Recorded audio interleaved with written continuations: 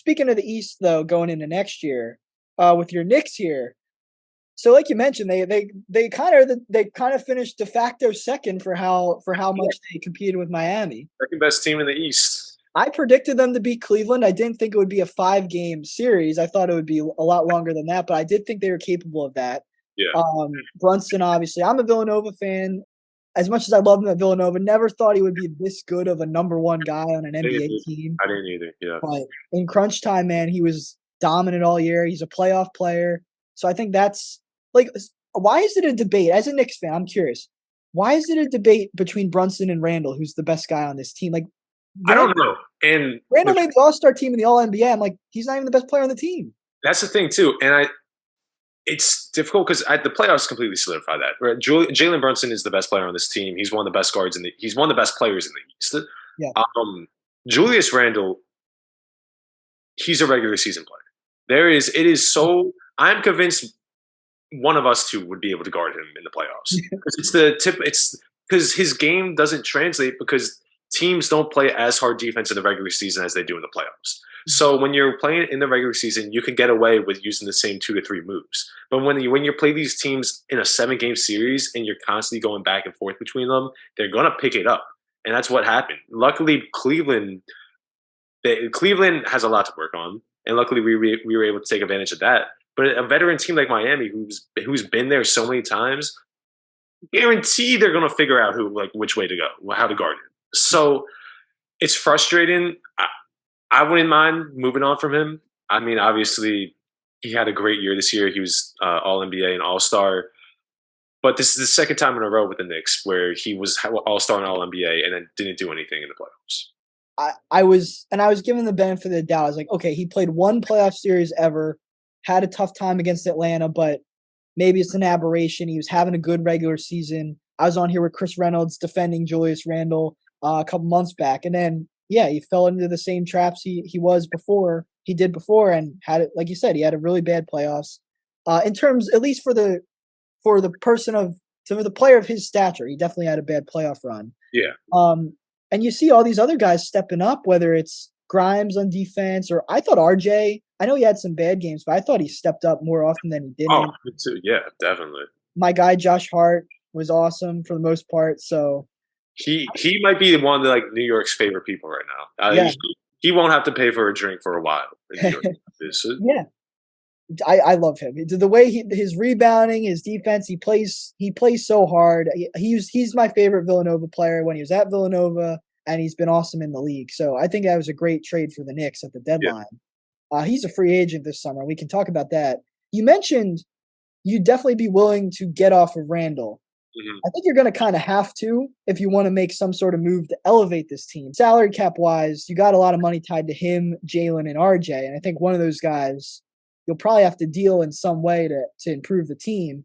Do you see this offseason, do you want the team to bring in another star? Do you think that's possible? Or do you see it more as a kind of keep most of this group together and see maybe plan for a few years down the line free agency wise? Where do you see I guess my question would be where do you see the 2024 Knicks as a fan? What do you expect from that team? I mean, obviously you would love to get a star, but I don't know really what stars you could get for Julius Randle. They were mentioning Karl-Anthony Towns. I don't want Karl-Anthony Towns. He's the same thing as Julius Randle, so there's no interest in that. And when you look at the other people who are on the trade block, there's not really much available. I mean, everyone keeps saying Damian Lillard. We're not getting Damian Lillard for Julius Randle. That's just not happening. And then maybe I would love a Jaylen Brown, but I don't think they would do that either.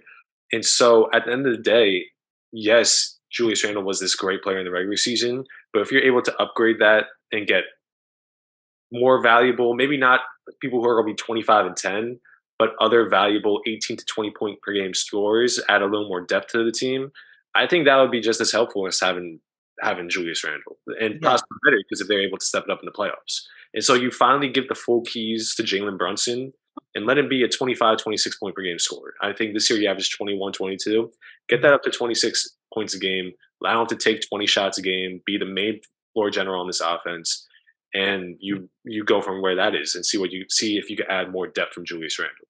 Yeah, I agree. And people are going to be like, Brunson 26 a game. Well, that's pretty much what he did in the playoffs this year. So I think it's very possible. Looking ahead to next year, I was fascinated to see some of the salaries the Knicks have because some of the contracts I really like. Like you got Toppin and Quickly again Yeah, on one more year of their rookie deals. They're on a cheap salary.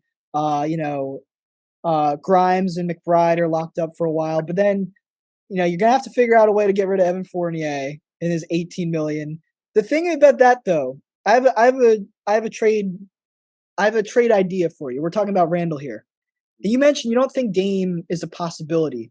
I think part of the reason for that is because Portland, even now, seems like they're trying to keep Dame and win when that's just never going to happen. that's the most frustrating. That might be the most frustrating position for a team Yeah. because they need to have an honest conversation where they have to realize neither of us are winning with each other. We've Mhm. known this for the past 5 years, and you guys have known this for the past 5 years. Yeah. Both are just too afraid to get to that point. Right. The thing is, if Portland is going to keep digging and stay with Dame, what about Julius Randle? They got that number 3 pick. Could there be some sort of deal where, you know, you guys give up Randle, an all NBA guy according to the voters. Yeah. Give up Randle, maybe they have to take Fournier's contract as well, but you get that 3rd pick and then there's probably some sort of salary thing. Maybe you got to take someone else's contract back, but maybe someone not quite as harmful as Evan Fournier. And I don't know, you decline Derrick Rose's team option. I know Derrick Rose was awesome for the Knicks, but you got to clear that 12 million. And then all of a sudden, like, I don't know if you pick up a Brandon Miller or even somehow a Scoot Henderson by miracle. I don't know. I don't know if that's realistic. That is that's If, intriguing. If Portland's willing to trade the number 3 pick, it could be a Julius Randle type. It really could. I don't know. It could be, but at the same time, like you gotta look at that, and I would totally do that to get the 3 pick. Obviously, would give Julius Randle. You mentioned Evan Fournier to get in there as well. Or maybe we'll get the 3 pick. Maybe pick up another player like an Anthony Simons. I would totally take that. Get a young player. I mean, but that's the biggest problem for that would probably be Portland. Just they got to real think like how much of an upgrade. I get he's an All NBA player and everything, and he'll help you win games in the regular season. But will this just end up still being Dame versus the world if we make it to the playoffs? Well, And that team, it would be, but it would be. Yeah. Do they have the foresight to know that though? That's the thing. And that team's already terrible at defense. I mean, Yeah. they're not filling any holes. And I think that's like there was a report that they were looking at elite small forwards, and everyone was like, "We'll give you Tobias Harris." Like that's there's Right. just I don't know. I don't think that franchise really knows what they're doing. I don't. Yeah. Hopefully, Portland should give Daryl Morey a call if they want Tobias, because I would be all for that as well. The Sixers got to find a way to trade him, but yeah, I just think like I was just trying to come up with Randall deals. That was the most obvious one that I thought of. Yeah. I can't really think just because his salary's like he's kind of deserving of the contract he has because of the accolades, but at the same time, it's like, do you trust him? Maybe in a different system. I don't know. Like he had a good point guard this year, and it didn't help in the playoffs. So Yeah. I don't know. I mean, like it's funny too because the year after, literally the season after you signed that extension, we didn't make the playoffs. We didn't even make the play-in. Right. It's just all of a sudden now when you're looking at that and you're taking it from a comparison of 2 seasons ago when we lost to the Hawks, last season when we didn't even make it, and this season, you're worried is it going to be the inconsistencies get from Julius Randle going into this year, and will this criticism possibly affect him mentally? Yeah, I definitely did last year when the Knicks missed the playoffs. He I'm was saying it definitely all did. over. Yeah. Right. Mhm. I don't know. So just as a fan, like I guess like what's your most realistic expectation for how this Knicks team changes next year, if at all? Like what do you think is gonna happen? I think it's 50-50 with Randall. Like, I would not be surprised if he's back on the team. But if Yeah. you're bringing him back, you have to tell him his role is reduced. You just have to. Mm. Um, but yeah, I think it's 50-50 with that. I think I would hate to lose Derrick Rose, but I think if you want to clear up cap space, maybe you have to figure out a vet min for him just so he can be on the team and help guide the guys. Yeah, that could happen. That could Yeah, definitely that could usually happen because I think he loves all the young guards, Brunson, IQ. Mhm. I think also if we're looking at Randall, if you really want RJ Barrett to become that guy and possibly a second fiddle, Randall has to have a reduced role. He does because he's taking shots away from him and he clogs up. And as much as Randall can be a perimeter player, a lot of times he does clog up some areas. And so when they're both lefties, and a lot of times Randall loves going to his left hand, he's getting in the way of some RJ opportunities. So I think that should be the case. We really want RJ to step up. Grimes, I would love to see get more minutes. Oh, Randall is the biggest issue because I think everyone else is fine. I do, and like obviously we have Josh Hart, but Randall is the biggest question, and it's 50-50 for me. I wouldn't mind seeing him go, but if we bring him back, you have to be honest. Yeah. I agree. I think that's the right outlook to have. I actually think they're gonna get a Randall trade done. I don't I, know why. I just have this feeling. And one other thing, you mentioned Josh Hart. The Knicks, I think he will resign, yeah, but this is kind of my point with both Randall, but then also Fournier, just from a salary aspect. Like the Knicks currently have, I did the research before, they have 135 million committed to players right now. Now, obviously, that goes down if you trade some of those guys, but Hart's a free agent. Well, assuming he declines his player option, I assume he would. I mean, he can definitely make more than 12 million a year.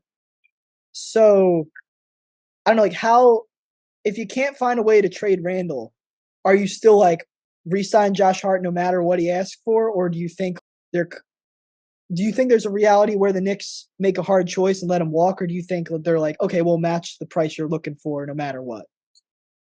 I think it will possibly end up being you sign him for her no matter what because of his relationship with Jalen Brunson. And I think Jalen Brunson will go to bat with him. I think Jalen Brunson will become upset if they don't resign him just because of how important of a role he did play in the playoffs. Yeah, Um, so I think that would happen. I saw reports of going back to Evan Fournier where he said he's done with it no matter what. He's like, I'm out of New York. I think we all kind of knew that. They just got to figure out a way to do it. right. But he doesn't want to be there. I think he'll find any way to get out of there just to get some playing time. And I don't blame him. I mean, he hasn't played in a year. How long has he I don't even remember the last time he played. I do because it was against the Sixers. He randomly dropped like 24 points against us in January. Yeah, But and that's other what than I'm saying. that, Like, when we were struggling against Miami, I was like, why not just put Fournier in there? Like, we're down 3-1. What's the worst that happens? Like, yeah, we're losing no matter what.